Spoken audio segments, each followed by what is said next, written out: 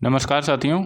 आज हम बहुत जो इम्पॉर्टेंट रचना और रचनाकार हैं उनकी बात करेंगे, जो सामान्यतः किन्हीं प्रतियोगी परीक्षाओं में नहीं पूछे जाते हैं। टीजीटी पीजीटी लेवल की, जीआईसी या एलटी ग्रेड का जो हिंदी का एग्ज़ाम होता है उसमें पूछे जाते हैं। तो हम शुरू करते हैं अपने पहले पॉइंट से। पहला पॉइंट है हमारा इस्तवार दला लित्योत्तर इंदुई ए हिंदुस्तान, जो 1839 की रचना है। उसके जो रचनाकार हैं वो हैं गारसा द तासी। उसके रचनाकार कौन है? Garcin de Tassy. Shiv Singh Saroj कब आई है वो 1883 में। उसके रचनाकार है Shiv Singh Sengar. The modern vernacular literature of Hindustan 1889 में रचना आई है। इसके जो लेखक हैं वो हैं ग्रियर्सन। अगला पॉइंट है हिंदी साहित्य विमर्श 1923 की ये रचना है। इसके रचनाकार हैं पद्मलाल पुन्नालाल बख्शी। अगला है हिंदी भाषा का विकास, जो 1924 में आया है। डॉक्टर श्याम सुंदर दास के द्वारा ये जो साहित्य है, जो हिंदी भाषा का विकास है, वो लिखा गया है। जो अगला है हिंदी साहित्य का इतिहास, ये बहुत ही महत्वपूर्ण रचना है आचार्य रामचंद्र शुक्ल जी की, जो कि 1929 में प्रकाश में आई। 1829 में ये तैयार हो गए, हम सबके बीच में उन्होंने दी। अगला पॉइंट है हिंदी साहित्य का विवेचनात्मक इतिहास। 1930 में आया। सूर्यकांत शास्त्री ने इसको लिखा, इसका विमोचन किया और हमारे सामने इतिहास के रूप में बताया। हिंदी भाषा और साहित्य, डॉक्टर श्याम सुंदर दास। अगला है हिंदी साहित्य का इतिहास। 1931 में आया। राम शंकर शुक्ल और कह सकते हैं रसाल द्वारा लिखा हुआ है। अगला है आधुनिक हिंदी साहित्य का इतिहास। 1934 कृष्ण शंकर शुक्ल ने लिखा है। हिंदी साहित्य की भूमिका 1940 डॉक्टर हजारी प्रसाद द्विवेदी ने इसको लिखा, इसको बताया क्या है हिंदी साहित्य की भूमिका। अगला है हिंदी साहित्य का उद्भव और विकास, जो कि 1952 में आया। अगला हिंदी साहित्य का उद्भव और विकास, इसके जो रचनाकार हैं वो हैं हजारी प्रसाद द्विवेदी। अगला हिंदी साहित्य का आदिकाल, जो रचना है हिंदी साहित्य का आदिकाल, जो 1958 में प्रकाश में आता है, 1952 में प्रकाश में आता है। इसके भी रचना जो रचयिता हैं वो हैं हजारी प्रसाद द्विवेदी। अगला है हिंदी साहित्य का अतीत, ये आचार्य विश्वनाथ प्रसाद मिश्र, आचार्य विश्वनाथ प्रसाद मिश्र द्वारा दिया गया है। अगला है हिंदी साहित्य का आलोचनात्मक इतिहास। इतिहास अलग है, आलोचनात्मक इतिहास को अलग कहेंगे। डॉक्टर राम कुमार वर्मा द्वारा ये लिखा गया है।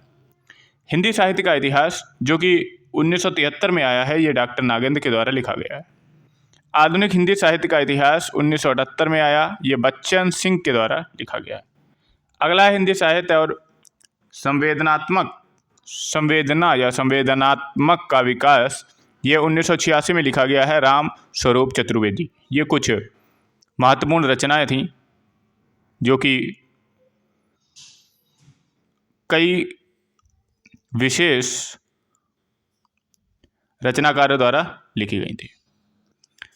अगला है, ये भी महत्वपूर्ण रचनाएं हैं।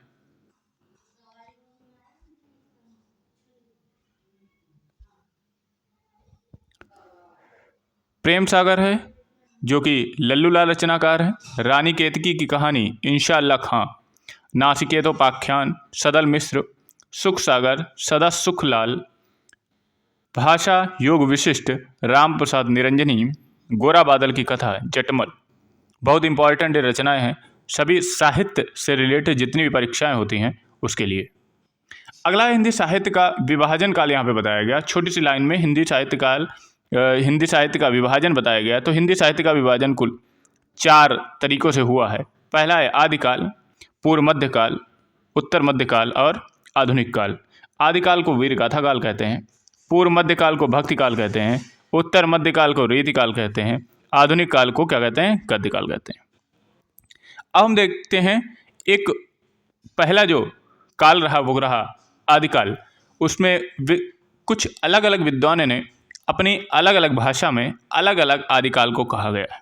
चलिए तो देखते हैं किसने क्या कहा। पहला आचार्य हजारी प्रसाद द्विवेदी ने आदिकाल कहा है आदिकाल को। आचार्य रामचंद्र शुक्ल ने वीरगाथा काल कहा है आदिकाल को।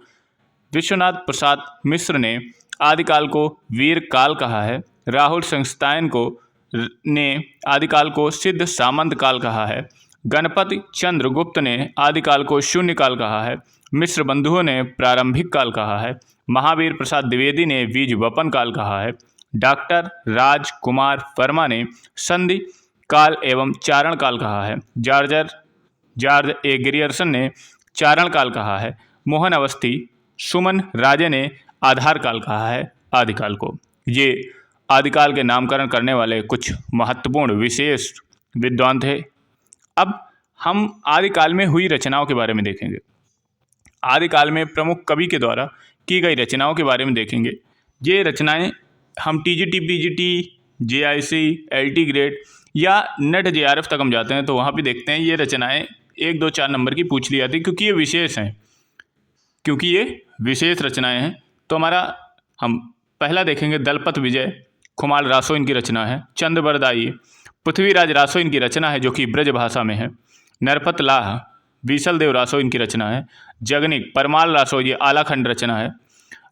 षड़ंधर हमीर रासो। नल सिंह भाट विजयपाल रासो। विद्यापति कीर्तिलता, कीर्ति पताका, पदावली, लिखनावली, भूप परिक्रमा ये किसकी रचना है? ये विद्यापति की रचना है। इंपॉर्टेंट है, विद्यापति की रचना है। ये टीजीटी, पीजीटी, केबीएस, डीएसएसबी जिसमें साहित्य के 1-2 क्वेश्चन आते हैं तो उसमें ऐसी रचनाएं जो एग्जामिनर होता है वो जरूर डालने की कोशिश करता है। अगला है सरहपा, यह है इनकी रचना है दोहा कोश। स्वयंभू जो रचना है परऊ चरिऊ, पौम चरिऊ, रिठेम चरिऊ, अरिष्ठेनेम चरित, स्वयंभू छंद। केदारनाथ या भट्ट केदार ये जयचंद्र प्रकाश। अब्दुल रहमान संदेश रासक प्रथम प्रमाणिक रासो ग्रंथ है। कौन? संदेश रासक। विजयसेन सूरी, रेवंती गिरिदास, जिन धर्म सूरी, स्थूल भद्रदास, पुष्पदत्त, महापुराण, जयकुमार चरिऊ, जस हर चरिऊ। अगला है जिनदत्त सूरी, उपदेश रसायन दास, देवसेन श्रावकाचार इनकी रचनाएं हैं। ठीक है। शालभद्र सूरी ये भी बहुत इंपॉर्टेंट कवि हैं। शालभद्र सूरी भारतेश्वर बाहुबली रास अपभ्रंश प्रभावित पहली रचना पाव पंच पांडव चरितरास। उद्योतन सूरी कुवलयमाला कथा। क्या है? कुवलयमाला कथा। अगला देखते हैं, यह भी बहुत इंपॉर्टेंट है।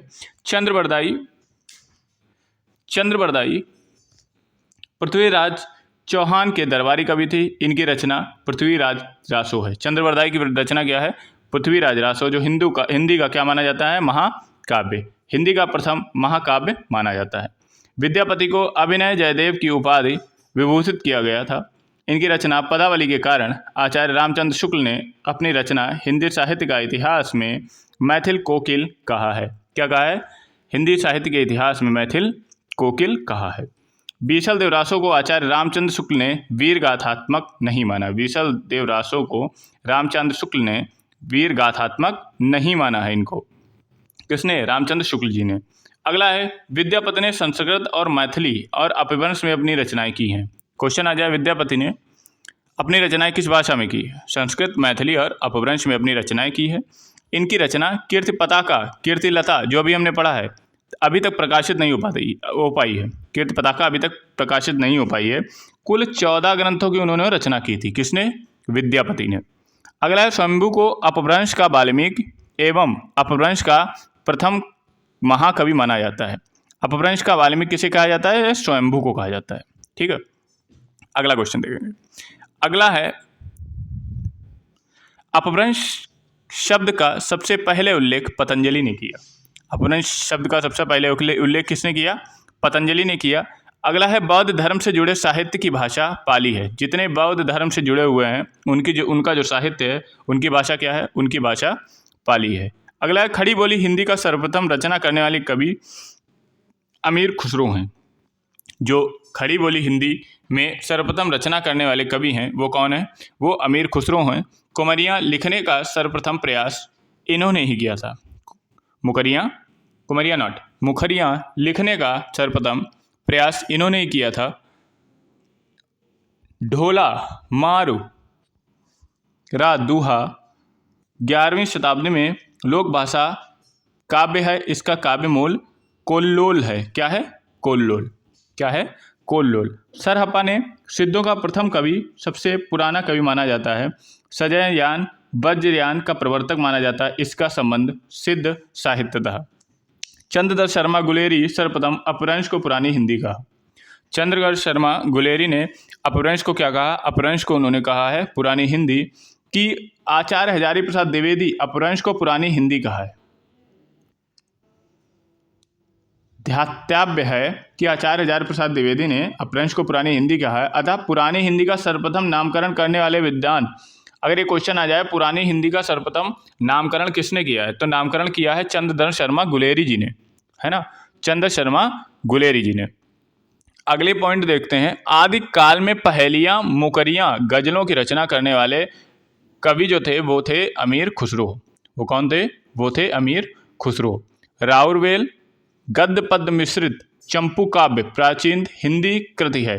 राउरवेल गद्य काव्य मिश्रित चंपू काव्य की प्राचीनतम हिंदी कृति है। सिद्धों की संख्या 84 है। सिद्धों की संख्या कितनी है? 84 है। इनके द्वारा प्रयुक्त भाषा को संधा या साध्य कहा है। सिद्धों की संख्या कितनी है? पहले तो ये जानेंगे। सिद्धों की संख्या है 84। रासो ग्रंथ ब्रजभाषा में लिखे गए हैं। देखो, ब्रजभाषा जो सूरदास की जितनी रचनाएं हैं वो ब्रजभाषा में है और रासो ग्रंथ वो ब्रजभाषा में है। तुलसीदास की जितनी रचनाएं हैं वो अवधी भाषा में लिखी गई हैं। तुलसीदास की जितनी रचनाएं हैं वो अवधी भाषा में लिखी गई हैं, ये ध्यान रखेंगे। उक्त व्यक्ति प्रकरण का एक व्याकरण ग्रंथ था। रचनाकार कौन थे? दामोदर शर्मा थे। ये इतना इंपॉर्टेंट नहीं। नाथों की संख्या 9 थी, ये इंपॉर्टेंट है। नाथों की संख्या कितनी थी? वो 9 थी।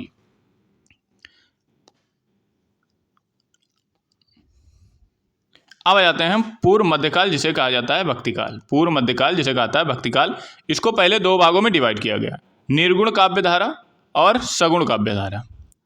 पहले डिवाइड किया गया निर्गुण काव्य धारा, ये सगुण काव्य धारा में डिवाइड किया गया। फिर निर्गुण काव्य धारा 2 क्षेत्रों में डिवाइड किया, ज्ञानाश्रयी और प्रेमाश्रयी, और इसको भी 2 भागों में डिवाइड किया गया, रामाश्रयी और कृष्णाश्रयी। ठीक है, इतना देख लिए। शॉर्ट है, ये शॉर्ट है, मैं नोट्स बना रहा हूँ, ये लॉन्ग में भी यहीं पे आपको उपलब्ध हो जाएंगे। अगला देखिए,